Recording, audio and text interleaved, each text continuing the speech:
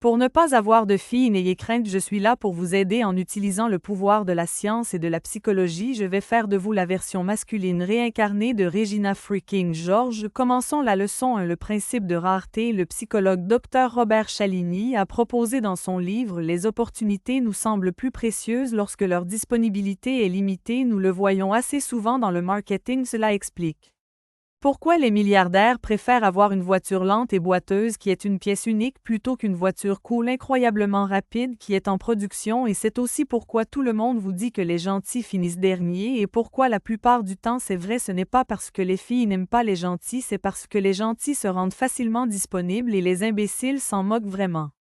Par la suite, leur disponibilité est limitée et ils sont vus comme une opportunité plus précieuse, mais ce qu'ils ne vous disent pas, c'est que vous n'avez pas besoin d'être un imbécile pour être rare. En fait, un bon guide qui se présente d'une manière qui le rend rare est si rare qu'en utilisant la logique de rareté du Dr. Chen, il devrait être 10 fois plus attirant que le crétin moyen.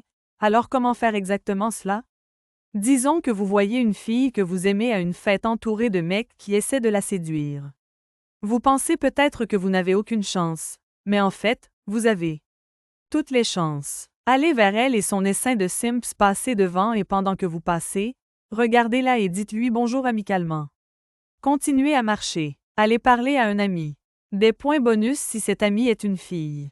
Dire bonjour et ne rien faire d'autre revient essentiellement à accrocher une pancarte en édition limitée à votre cou.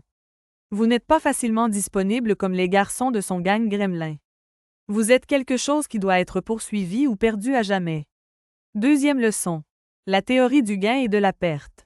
S'appuyant sur le principe de rareté, la théorie du gain et de la perte de l'attraction explique plus en détail pourquoi les gentils garçons pourraient apparemment finir dernier. Une étude intelligente a testé cette théorie en demandant à des étudiants volontaires de participer à une série de réunions individuelles après la réunion.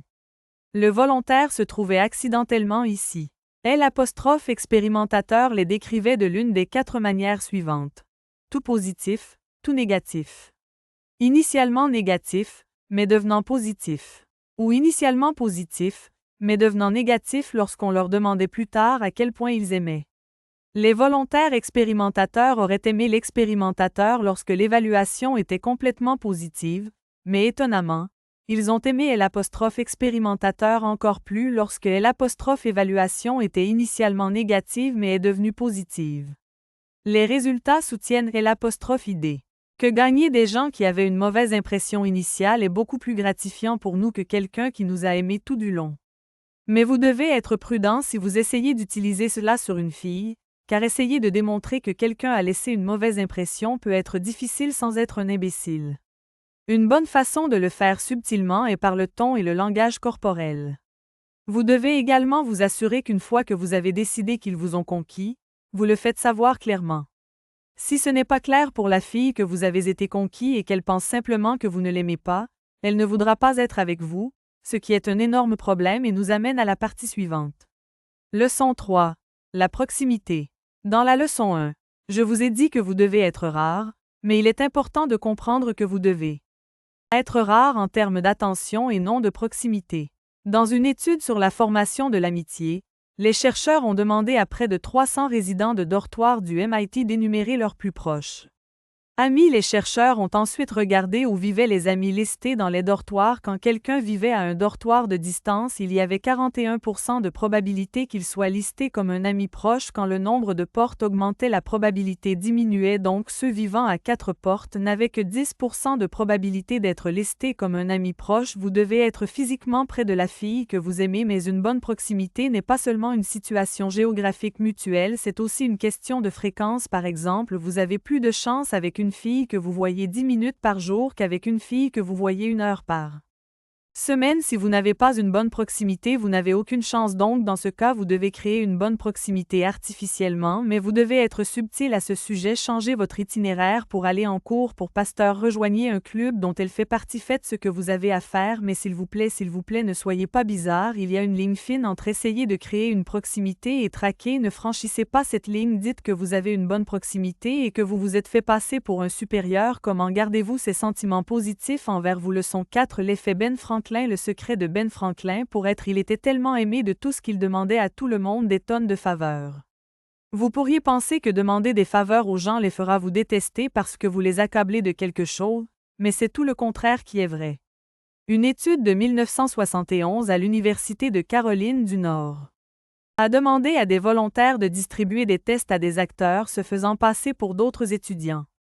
Bien sûr, les volontaires pensaient qu'ils administraient l'étude à d'autres volontaires, mais en fait, ils étaient le sujet.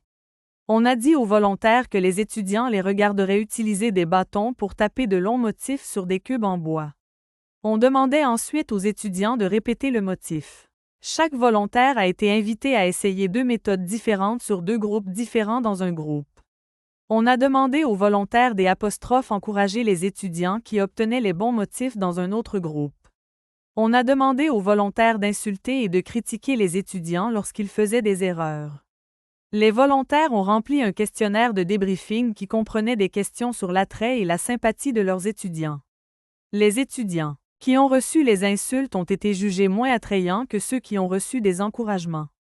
En concluant que lorsque vous faites quelque chose de gentil avec quelqu'un d'autre, vous l'aimez davantage, vous devez donc donner à la fille que vous comme une opportunité d'être gentil avec vous. Une excellente façon de le faire est de demander de petites faveurs. Demandez-lui leur, posez votre crayon dans sa direction et laissez-la le chercher pour vous. Demandez-lui si elle peut vous aider avec quelque chose sur lequel vous travaillez. De petites choses stupides comme celle-ci fonctionnent réellement et vous rendent plus attirant actif en tant qu'humain. Mais rien de ce que j'ai dit jusqu'à présent dans cette vidéo n'a d'importance si vous ignorez cette prochaine leçon de vérité, probablement la plus importante. 5 L'apostrophe mode Discord. En 1997, une étude réalisée par Morian et Bloom est arrivée à une conclusion intéressante. Les 2 chercheurs ont interrogé 117 étudiants hommes et femmes avec 76 photos différentes du sexe opposé. On leur a demandé de classer chaque photo en fonction de leur attrait et de leur réponse émotionnelle. L'étude a conclu que les caractéristiques les plus attrayantes n'étaient pas des traits génétiques mais se résumaient plutôt à une bonne posture, une toilette visible, des vêtements bien ajustés, une attitude apparemment positive et un poids santé. Laissez-moi répéter que les caractéristiques les plus attrayantes ne sont pas génétiques. Si vous faites un peu des apostrophes efforts dans l'exercice régulièrement, gardez le menton haut, les épaules en arrière, douchez-vous tous les jours, portez de bons vêtements et mettez un sourire sur votre visage. Peut-être que les filles ne seront pas repoussées par vous quand vous marchez dans une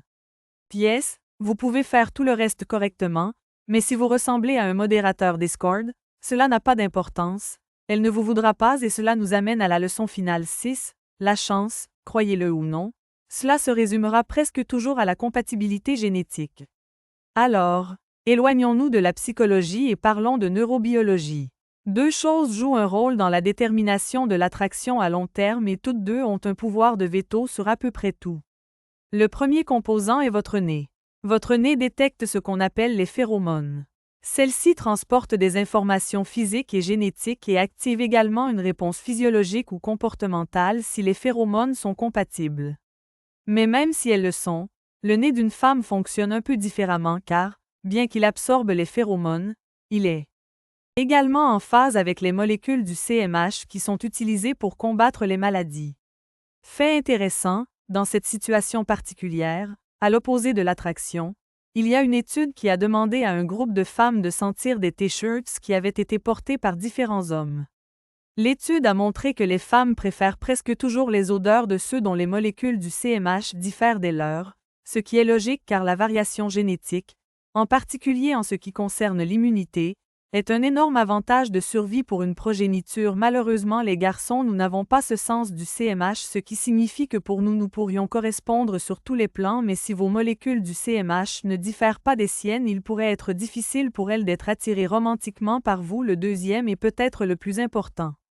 Composant de l'attraction, le premier baiser. Le premier baiser est un énorme échange complexe de signaux tactiles et chimiques qui se produit à travers l'odeur de votre haleine et le goût de votre bouche. Ce moment est si critique que la majorité des femmes ont déclaré avoir perdu leur attirance pour quelqu'un après un mauvais premier baiser, mais si les choses se passent bien, le système nerveux pompe de la noradrénaline, active le système de combat ou de fuite, le cœur bat vite, les pupilles se dilatent et l'énergie augmente. Dans ce cas, les gars, vous êtes dedans.